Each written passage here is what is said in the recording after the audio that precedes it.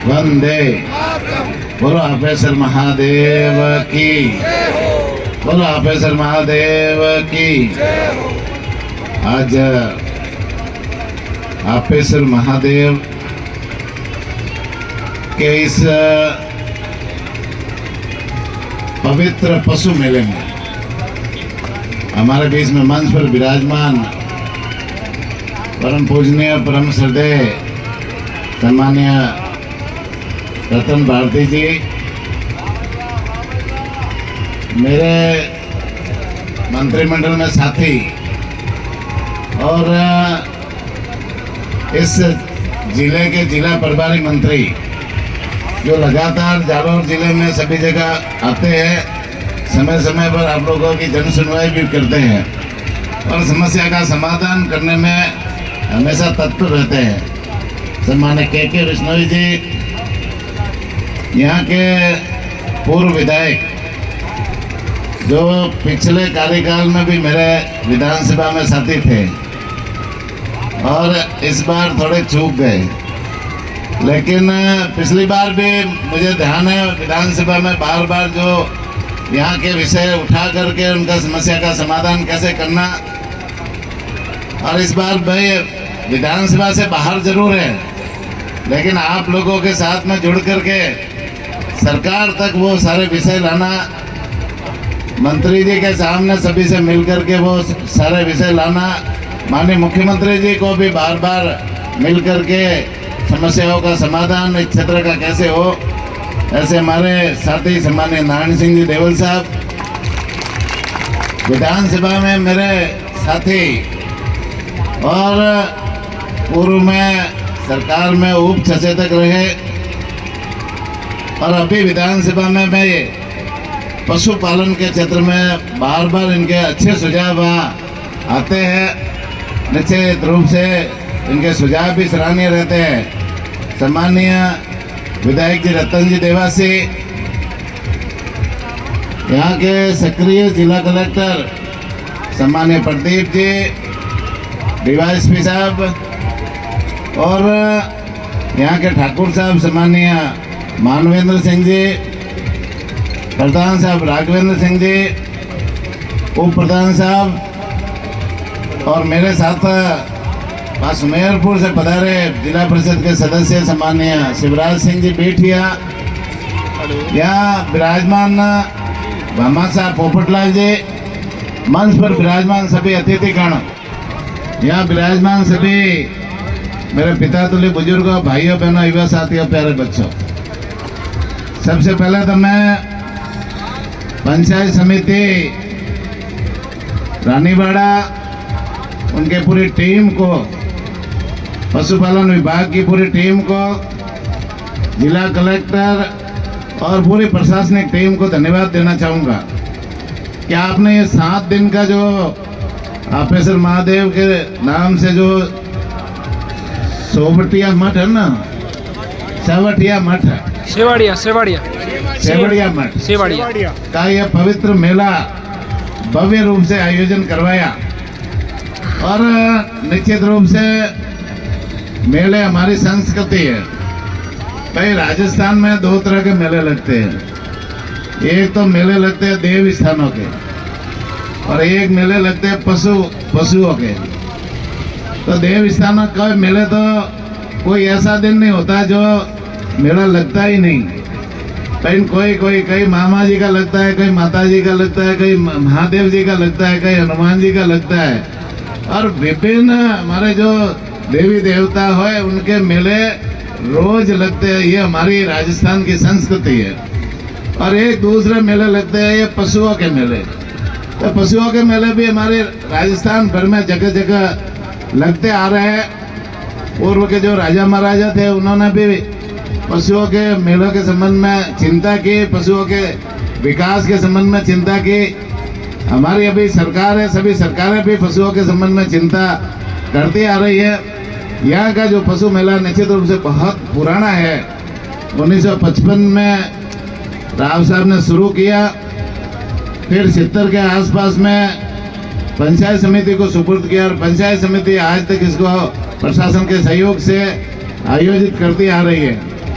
यहाँ जो आने वाले पशु है, ऊंट है, बैल है, गाय है और भी तरह के पशु इस मेले में आते हैं। और अच्छी नस्ल के पशु आते हैं तो किसानों को सुविधा मिलती है पशुओं को खरीदने में, अच्छी नस्ल के पशु खरीदने में। गाय समेत कई तरह के पशु आते हैं। तो निश्चित रूप से घुड़दौड़ भी होती है, ऊँटों की दौड़ भी होती है और तरह की प्रतियोगिताएं भी होती है। तो निश्चित रूप से इसमें जो प्रतियोगिता में भाग लेने वाले प्रतियोगी होते हैं उनको भी प्रोत्साहन मिलता है। तो इन मेलों की जो संस्कृति है ये हमें जिंदा रखने की जरूरत है। सरकार इसके लिए पूरी तरह से प्रयत्नशील है। सरकार हमेशा इन मेलों को कैसे हमारी ये सांस्कृतिक धरोहर है इसको आगे बढ़ाने के लिए हर तरह से प्रयत्न हमारी सरकार कर रही है। अभी आपने देखा होगा राज्य स्तरीय हमारे 7 पशु मेले लगते हैं, जो बड़े बड़े मेले लगते हैं। अब बीच में जैसे कई मेले हैं ना, वो धीरे धीरे कम हो गए थे, लेकिन अभी हमारी सरकार ने माननीय मुख्यमंत्री जी भजनलाल जी के नेतृत्व में निर्णय लिया है कि हम इन मेलों को और विस्तार करेंगे। और हमारे जिले हैं 44 जिले, अभी जो जिले बने हैं ना, पूरे के पूरे 44 जिले बने हैं। तो 44 जिलों में सभी जिलों में एक एक पशु मेला लगाएंगे। जो मेलों की संख्या घटी थी उनको वापस हम बढ़ाएंगे और हर जिले में एक एक मेला पशुओं का लगाएंगे। तो उससे आने वाले समय में पशुपालकों को नजदीक के मेले में जाने का अवसर मिलेगा।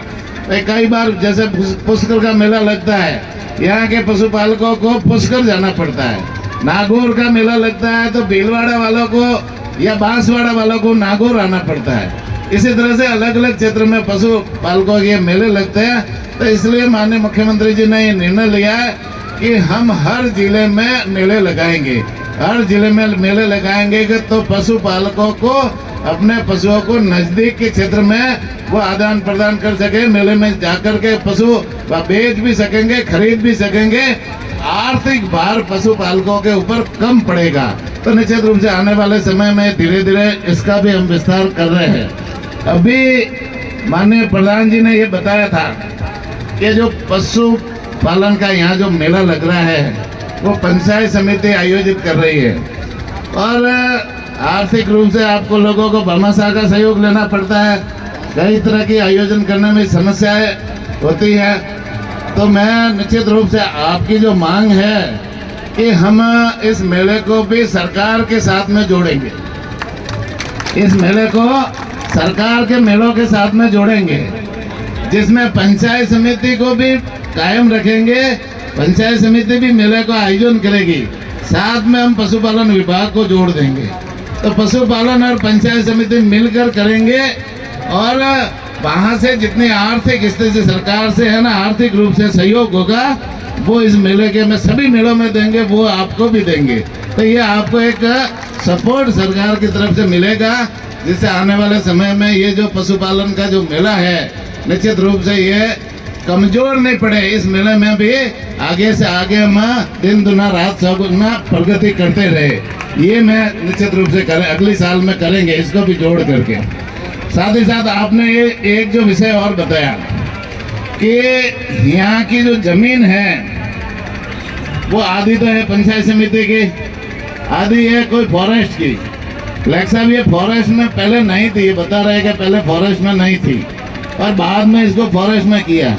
तो पुरानी नकलें एक बार निकलवाई है और निकलवा करके कैसे हम इसको मेले के उपयोग के लिए इसको परमानेंट करें। भाई इसका केस में संशोधन वैसे तो फॉरेस्ट की होनी बड़ी मुश्किल होती है, लेकिन यदि पहले कोई किस्म दूसरी किस्म रही है तो उसको अपन है ना केस में संशोधन के लिए कर सकते हैं। तो आप उसके निकाल करके प्रस्ताव बना करके भेजें और उसको मेला मैदान के रूप में उसका उस जमीन को उपयोग में ले। तो ये पशु मेला है, ये तो लगातार आगे चलना चाहिए। तो जो पशु मेला मैदान के नाम से होगा तो ये जमीन निश्चित रूप से उसकी उपयोगिता भी होगी और इसमें मेला लगातार लगता जाएगा। ये प्रस्ताव बना करके भेजे, जो अड़चन आए तो मुझे भी बताना। मंत्री जी यहाँ प्रभारी मंत्री जी ये आपका पूरा सहयोग करेंगे और वहाँ आने के बाद में हम दोनों मिलकर के माननीय नारायण सिंह जी और साथ में हम मिलकर के इसका समाधान भी करवाएंगे। अब गुजरात में जाने वाले जो अपने जो पशु है उनको कई तरह की समस्या आती है, सब जगह आ रही है। जैसे राजस्थान से जो पशुओं को किसान खरीद करके कोई गुजरात भी ले जाना चाहता है, गुजरात के लोग यहाँ आता है, महाराष्ट्र के लोग भी आते हैं, यहाँ उधर है एमपी के लोग भी आते हैं, पंजाब के भी आते हैं। सभी अलग अलग जिलों में अलग अलग तरह के जो है ना बॉर्डर वाले जिले हैं, वहाँ राजस्थान में आकर के पशुओं को अपनी अच्छी नस्ल के पशु यहाँ बेचते भी है, खरीदते भी है। तो इसमें आदान प्रदान में, परिवहन में कई तरह की समस्या आती है। तो ये वैसे कलेक्टर साहब इसमें परमिशन देते हैं और परमिशन दे करके उनको सारी सुविधाएं प्रदान करते हैं। मैं कलेक्टर साहब से आग्रह भी करना चाहूँगा कि इस संबंध में अपनी पूर्व तैयारी वहाँ के सीमावर्ती जिलों के, सीमावर्ती राज्यों के जो कलेक्टर है उनके साथ में बैठ करके इनका प्रॉपर तरीके से इसका समाधान कराए, जिससे पशुपालकों को किसी तरह की समस्या न हो। ये मैं विशेष रूप से आपको आग्रह करना चाहूँगा। बाकी ये मेला और भी अच्छी तरह से कैसे आयोजित हो, इस दिशा में हमारा प्रशासन पूरा सहयोग करेगा। मैं तो इस अवसर पर एक दो बात बताना चाहूँगा। यहाँ जो सारे के सारे बैठे हैं किसान है, पशुपालक है, तो पशुपालकों के विकास के लिए, किसानों के विकास के लिए जो इस बार हमारे मुख्यमंत्री जी ने बहुत सारी योजनाएं चला रखी है, तो कई योजना तो बताई, लेकिन एक बात बताना चाहूँगा, सरकार है ना पशुओं के इलाज के प्रति भी सरकार संवेदनशील है। हमने इस बार बजट में 300 पशु चिकित्सालय को कर्मोन्नत किया। 2 बजट पेश हुए ना, 8 महीने में कितने बजट पेश हुए? 2। और इस 8 महीने के 2 बजट में हमने 300 चिकित्सालयों को कर्मोन्नत किया है। किसी को उपकेंद्र से चिकित्सालय किया, किसी को चिकित्सालय से प्रथम श्रेणी किया, किसी को प्रथम श्रेणी से पॉलिक्लिनिक किया है। साथ ही साथ हमने 700 नए केंद्र खोले हैं। जिन पंचायतों में नए केंद्र नहीं थे वहाँ पर नए केंद्र भी हमने खोले हैं। पर एक बात है ना भाई, रानीवाड़ा में आपके जितने केंद्र किसी पंचायत में नहीं है, केंद्र रहित है, संस्था रहित है, वो लिस्ट है नारायण सिंह जी आप मुझे दे देना। निश्चित रूप से सभी पंचायतों पर, रानीवाड़ा की सभी पंचायतों पर हम चिकित्सा केंद्र खोलेंगे। ये हमारे मुख्यमंत्री जी की मंशा है कि भाई सबको चिकित्सा सुविधा मिलनी चाहिए। साथ ही साथ चिकित्सा सुविधा को और बढ़ाने के लिए मुख्यमंत्री जी ने मोबाइल वेटरनरी यूनिट की शुरुआत की। भाई जैसे एक पंचायत में 8 गांव भी होते हैं, कई जगह 5 गांव भी होते हैं, और हेडक्वार्टर पे वो चिकित्सा केंद्र खुलता है। सभी गांवों में चिकित्सा सुविधा मिलती नहीं है, प्रॉपर तरीके से डॉक्टर या कंपाउंडर पहुंच नहीं पाता। तो माननीय मुख्यमंत्री जी ने कहा कि हमारे जो पशुपालक है उनको घर बैठे चिकित्सा सुविधा मिलनी चाहिए। तो उन्होंने एक मोबाइल वेटरनरी यूनिट की शुरुआत की। पूरे राजस्थान में 536 गाड़ियाँ है, 536 गाड़ियों में डॉक्टर है, कंपाउंडर है, हेल्पर कम ड्राइवर है, और सभी तरह के पशुओं के इलाज के संबंध में सारी तरह की दवाइयाँ है। और आप उनके कॉल सेंटर नंबर है 1962। पशुपालक किसान अपने घर बैठे बैठे उस 1962 नंबर पर फोन करेगा तो निश्चित रूप से वो गाड़ी पशुपालक के घर जाकर के इलाज करने का काम करेगी। इतनी बड़ी योजना माननीय मुख्यमंत्री जी ने शुरू की है, और उसमें दवाइयाँ, सभी तरह की दवाइयाँ निःशुल्क है। वैसे भी पशुपालन के क्षेत्र में जितने चिकित्सालय है वहाँ दवाइयाँ फ्री है, वैक्सीनेशन हमारी हो रही है वो भी फ्री है, किसी तरह का चार्ज नहीं है पशुओं के इलाज के संबंध में। राजस्थान सरकार पशुपालकों से, किसानों से किसी तरह का चार्ज नहीं लेती है, सारा इलाज निःशुल्क करने का काम हमारी सरकार कर रही है। अभी जैसे जो नारायण सिंह ने बताया कि यहाँ का चिकित्सालय रानीवाड़ा का प्रथम श्रेणी है, उसको पॉलिक्लिनिक करना है, और एक कोई और बताया ना मालवाड़ा का प्रथम श्रेणी करना है। तो ये आने वाले समय में आपकी ये दोनों मांगे भी हम पूरी करेंगे। ये तो बजट निकल गया, लेकिन आने वाले समय में अगले बजट में आपकी दोनों मांगे हम पूरी करेंगे। साथ ही साथ में अभी जैसे है ना एक योजना और जैसे शुरू की है, मुख्यमंत्री मंगला पशु बीमा योजना। और मुख्यमंत्री मंगला पशु बीमा योजना में दुधारू गाय, दुधारू भैंस, दुधारू भेड़, दुधारू बकरी और दुधारू ऊंट का बीमा किया जाता है। तो ये आप इनका बीमा ऑनलाइन पोर्टल पे होता है, ऑनलाइन आवेदन करोगे तो आपका फिर पशुपालन विभाग के आवेदन जिन्होंने किया है उनके घर जाकर के उनका बीमा किया जाएगा, उनको हेल्थ सर्टिफिकेट दिया जाएगा। बीमाधारी पशु की यदि कोई कारण से एक्सीडेंट से मौत हो जाए, मौसमी बीमारियों से मौत हो जाए, या कई जैसे जहरीली घास खाने से मौत हो जाए, जहरीला जानवर डसने से मौत हो जाए, इस तरह से ये अकारण मौत होती है तो उस बड़े पशु को 40,000 रुपये, छोटे पशु को 4,000, भेड़ बकरी को 4,000 रुपये का बीमा क्लेम देने का प्रावधान है। तो ये बीमा ज़्यादा से ज़्यादा करें। इस साल हमने 21 लाख पशुओं का बीमा करने का निर्णय लिया, अगले साल है ना उसको बढ़ा दिया, 42 लाख का करेंगे। तो ज़्यादा से ज़्यादा पशुओं का अपन करेंगे तो उसका फायदा पशुपालकों को मिलेगा। इसी तरह से पशुपालन को बढ़ावा देने के लिए हमारे मुख्यमंत्री जी ने गोपालक कार्ड योजना शुरू की है, और गोपालक कार्ड योजना में आप अपने है ना एक क्रेडिट कार्ड बनाना है। जिस तरह से किसानों के पहले क्रेडिट कार्ड बने हुए, जिन किसानों के बने हुए उनका तो नहीं बनेगा, लेकिन पशुपालक जिनका क्रेडिट कार्ड नहीं है वो गोपालक कार्ड कोऑपरेटिव सोसाइटी के माध्यम से बन रहे हैं। वहाँ जाकर के वो गोपालक कार्ड आप जरूर बनाएं। गोपालक कार्ड जिसका होगा कोऑपरेटिव के माध्यम से 1 लाख तक का बिना ब्याज से लोन मिलेगा। तो ये बहुत बड़ी अच्छी योजना है। आप किसानों को, पशुपालकों को समझने की जरूरत है। भाई फसली ऋण देते हैं किसानों को, 1.5 लाख तक का बिना ब्याज से देते हैं किसानी काम के लिए। तो ये पशुपालकों के लिए भी 1 लाख का बिना ब्याज से लोन है। ये लेने से किसानों को है ना ब्याज नहीं लगेगा, तो भाई किस्त तो भरनी पड़ेगी, लेकिन बिना ब्याज से लोन देना भी बहुत बड़ी बात है। तो इसका फायदा भी अपन लेवे। अभी जैसे है ना माननीय के साहब ने बताया था कि बैलों से खेती कम हो गई, भाई नंदियों की उपयोगिता कम हो गई।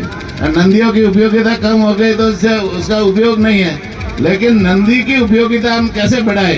तो इस दिशा में माननीय मुख्यमंत्री जी ने कहा है कि जो बैलों से किसान खेती करेगा उनको हम 30,000 रुपये सब्सिडी के रूप में उस किसान को देंगे। तो ये बैलों की खेती को बढ़ावा देने के लिए सरकार है ना इसको भी प्रोत्साहित कर रही है। अब किसान अपने खेत में गोबर गैस कोई प्लांट लगाएगा, तो अपने खेत में गोबर तो किसान के खेत में ही रहता है ना, घर में ही रहता है, उसका कोई प्लांट लगाएगा गोबर गैस का तो उसको सरकार सब्सिडी देगी।